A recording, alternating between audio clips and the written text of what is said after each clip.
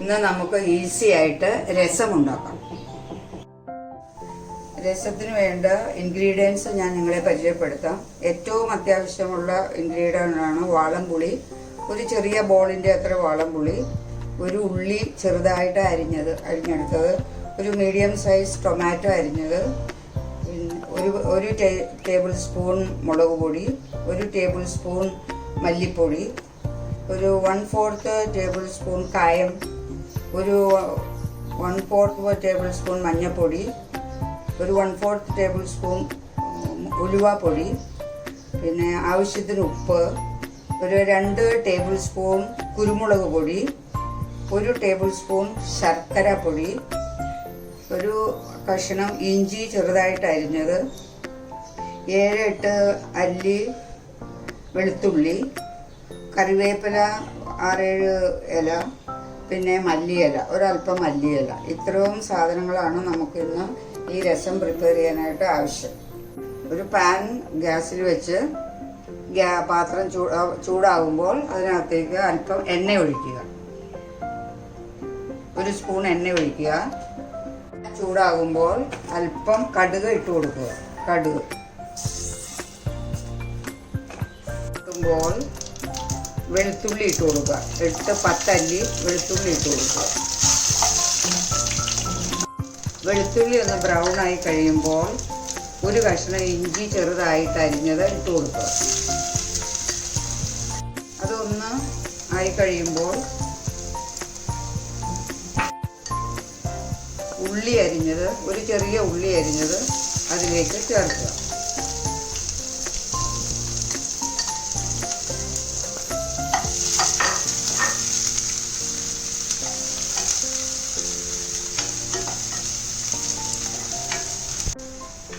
ഉള്ളിയിൽ അല്പം ഉപ്പ് ചേർത്ത് കൊടുത്താൽ അത് വേഗം ബ്രൗൺ ആയി കിട്ടും.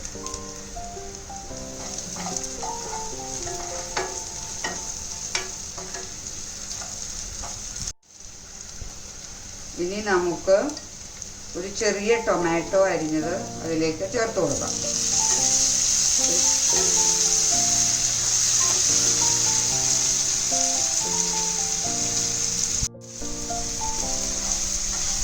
ഇത് നല്ലവണ്ണം വരട്ടി അത് ടൊമാറ്റോ ഒക്കെ ഒന്ന് ഉടഞ്ഞു വരണം.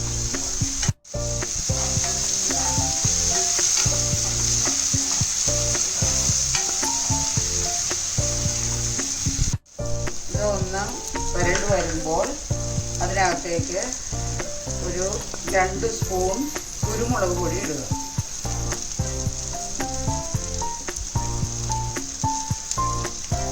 ഒന്ന് ഇളക്കി കൊടുക്കുക.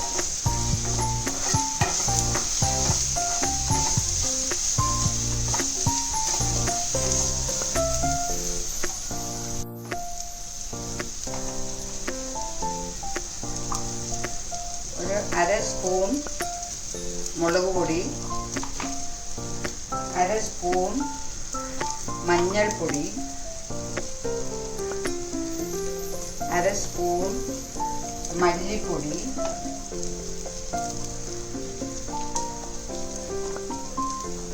ഒരു 1/4 ടീസ്പൂൺ ഉലുവാപ്പൊടി,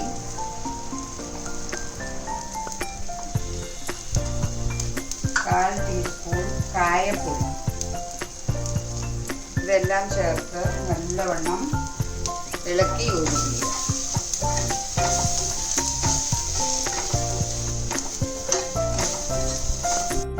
എല്ലാ പൊടികളും ചേർത്തതിന് ശേഷം മീഡിയം ഫ്ലെയിമിൽ വെക്കാവുള്ളൂ.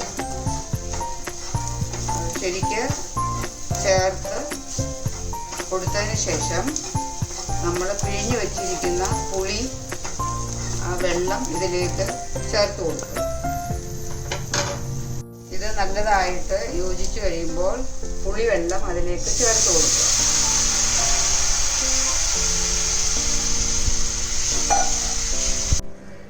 ആ മസാലയിലേക്ക് 1 കപ്പ് പുളിവെള്ളം ചേർത്ത് കൊടുത്തു. അതിനുശേഷം 2 കപ്പ് വെള്ളം കൂടി ചേർത്ത് കൊടുക്കുക. ഗ്യാസ് മീഡിയമിൽ നിന്ന് ഹൈ ഫ്ലെയിമിൽ വെക്കുക. അത് കഴിഞ്ഞ് ആവശ്യത്തിന് ഉപ്പ് ചേർത്ത് കൊടുക്കുക. അത് കഴിഞ്ഞ് അതിൻ്റെ മുകളിലേക്ക് കറിവേപ്പില ഇട്ട് കൊടുക്കുക. ഒരു 2 ചെറിയ കാന്താരി അരിഞ്ഞതും കൂടി ചേർത്ത് കൊടുക്കുക.